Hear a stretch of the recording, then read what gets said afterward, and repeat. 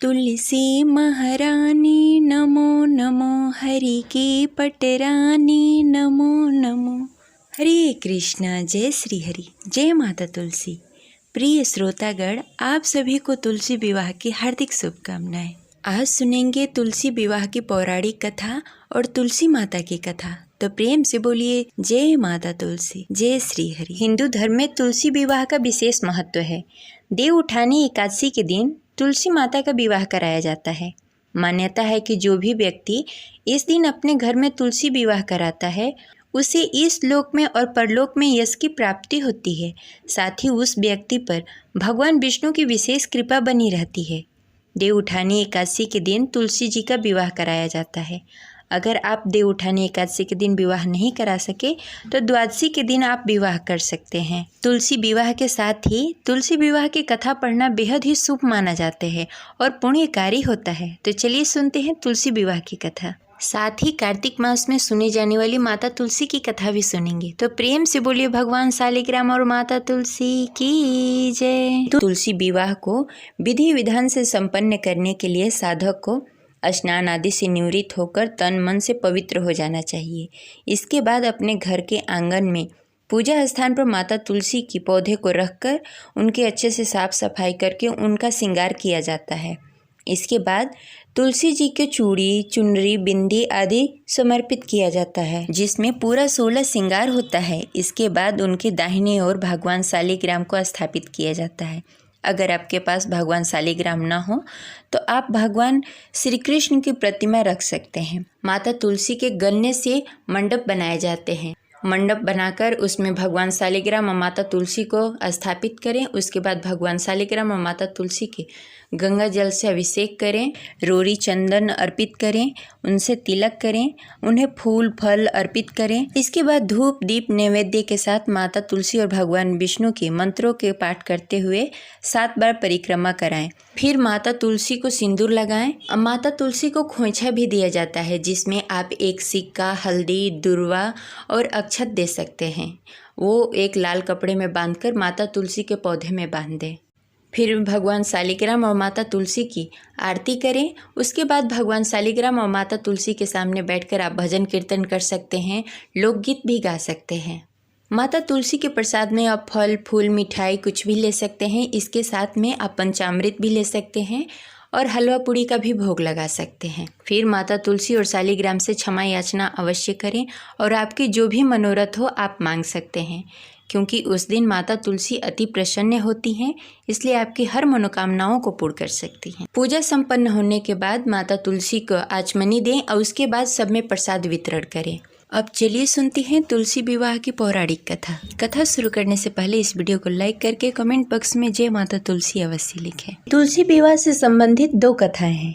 इसमें पौराणिक कथा के अनुसार एक बार शिव जी ने अपने तेज को समुद्र में फेंक दिया था। उससे एक महातेजस्वी बालक ने जन्म लिया। यह बालक आगे चलकर जलंधर के नाम से पराक्रमी दैत्य राजा बना। इसकी राजधानी का नाम जलंधर नगरी था। दैत्यराज कालनेमी की कन्या वृंदा का विवाह जलंधर से हुआ। जलंधर महाराक्षस था। अपनी सत्ता के मद में चूर उसने माता लक्ष्मी को पाने की कामना से युद्ध किया, परंतु समुद्र से उत्पन्न होने के कारण माता लक्ष्मी ने उसे अपने भाई के रूप में स्वीकार किया। वहां से पराजित होकर वह देवी पार्वती को पाने की लालसा से कैलाश पर्वत पर जा पहुंचा। भगवान देवादिदेव शिव का रूप धरकर माता पार्वती के पास जा पहुंचा, परंतु माता ने अपनी योग बल से उसे तुरंत ही पहचान लिया तथा वहां से अंतर ध्यान हो गई। देवी पार्वती ने क्रोध होकर सारा वृतांत भगवान विष्णु को सुनाया। जलंधर की पत्नी वृंदा अत्यंत पतिव्रता स्त्री थी। उसकी पतिव्रत धर्म की शक्ति से जलंधर न तो मारा जाता था और न ही पराजित होता था। इसीलिए जलंधर का नाश करने के लिए वृंदा की पतिव्रता धर्म को भंग करना बहुत आवश्यक था। इसी कारण भगवान विष्णु ऋषि का वेश धारण कर वन में जा पहुँचे। वहाँ वृंदा अकेले भ्रमण कर रही थी। भगवान के साथ 2 मायावी राक्षस भी थे, जिन्हें देखकर वृंदा भयभीत हो गई। ऋषि ने वृंदा के सामने पल में दोनों को भस्म कर दिया। उसकी शक्ति देखकर वृंदा ने कैलाश पर्वत पर महादेव के साथ युद्ध कर रहे अपने पति जलंधर के बारे में पूछा। ऋषि ने अपनी माया जाल से 2 वानर प्रकट किए। एक वानर के हाथ में जलंधर का सिर था तथा दूसरे वानर के हाथ में धड़। अपनी पति की यह दशा देखकर वृंदा मूर्छित हो गई, गिर पड़ी।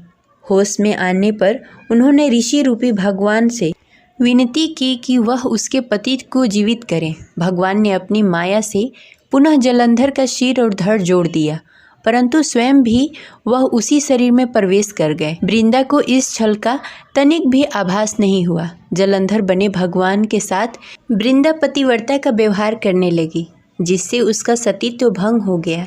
ऐसा होते ही वृंदा का पति जलंधर युद्ध में हार गया। इस सारी लीला का जब वृंदा को पता चला तो उसने क्रोधित होकर भगवान विष्णु को हृदयहीन शिला होने का श्राप दे दिया। अपने भक्त के श्राप को भगवान विष्णु ने स्वीकार किया और शालिग्राम पत्थर बन गए।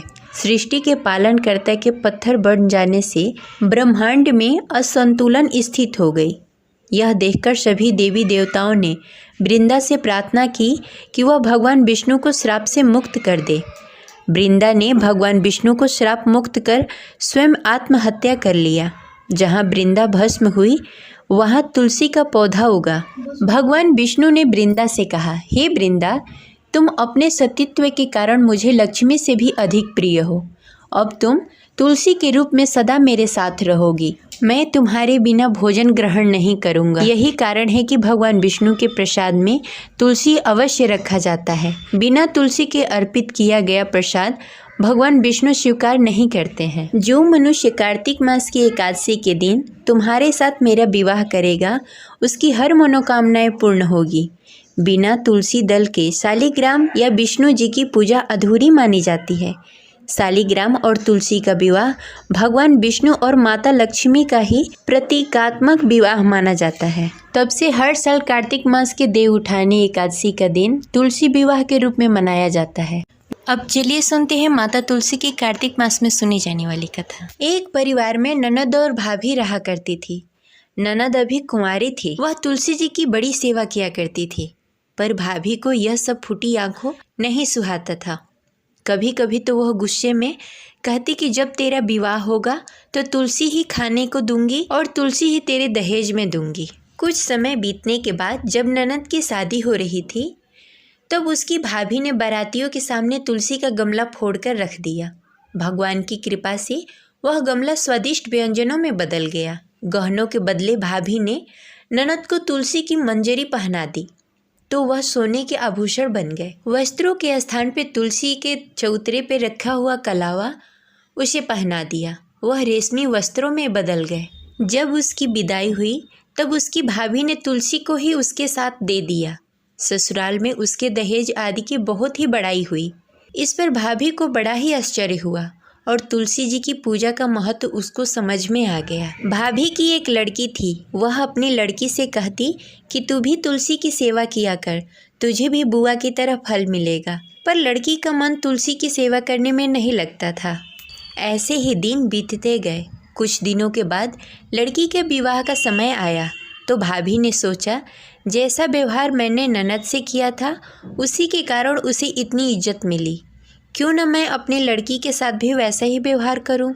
उसने तुलसी का गमला फोड़कर बारातियों के सामने रख दिया, परंतु इस बार मिट्टी मिट्टी ही रह गई। मंजरी और पत्ते भी अपने पूर्व रूप में ही रह गए तथा कलावा भी उसी रूप में रह गया।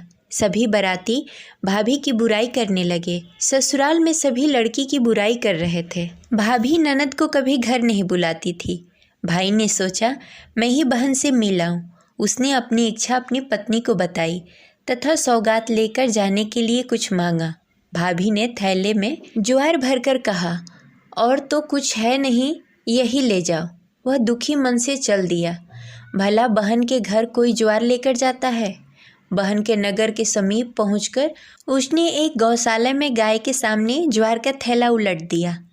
तब गौपाला ने कहा, ए भाई, सोना मोती गाय के आगे क्यों डाल रहे हो। भाई ने उसकी सारी बातें बता दी तथा सोना मोती लेकर प्रसन्न मन से बहन के घर गया। बहन बड़ी प्रसन्न हुई। ये सब चमत्कार माता तुलसी की वजह से हुआ, क्योंकि वह लड़की माता तुलसी की परम भक्त थी। प्रेम से बोलिए जय माता तुलसी। ऐसी ही दूसरी कथा के अनुसार कार्तिक के महीने में एक बुढ़िया माई तुलसी जी को सींचती और कहती कि हे तुलसी माता, सत की दाता, मैं तेरा बिरला सींचती हूँ, मुझे बहू दे, पीताम्बर की धोती दे, मीठा मीठा घास दे, बैकुंठ में वास दे, चटक की चाल दे, पटक की मौत दे, चंदन का काठ दे, रानी का राज दे, दाल भात का भोजन दे, एकादश की मौत दे, कृष्ण जी के कंधा दे।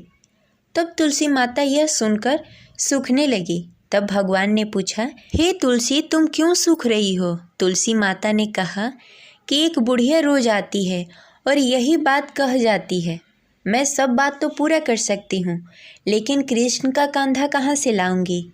तब भगवान बोले, जब बुढ़िया माई मरेगी तो मैं अपने आप कंधा दे आऊँगा, तुम बुढ़िया माई से कह देना। जब बुढ़िया माई मर गई, सब लोग आ गए। जब माई को ले जाने को हुआ तब वह किसी से उठ ही नहीं रही थी। तब भगवान 12 बरस के एक लड़के के रूप धारण करके आए। बालक ने कहा, मैं कान में एक बात कहूँगा तो बुढ़िया माई उठ जाएगी। बालक ने कान में कहा, बुढ़िया माई मन की निकाल दे, पीताम्बर की धोती ले, मीठा मीठा घास ले, बैकुंठ का वास ले, चटक की चाल ले, पटक की मौत ले, कृष्ण का कांधा ले। यह सुनकर बुढ़िया माई हल्की हो गई। भगवान ने कांधा दिया और बुढ़िया माई को मुक्ति मिल गई। हे तुलसी माता, जैसे बुढ़िया माई को मुक्ति दे दी वैसे सबको दे। ये रही आज की कथा। आपको कैसी लगी कमेंट बॉक्स में ज़रूर बताएं और कमेंट में लिखें जय माता तुलसी। हरे कृष्णा।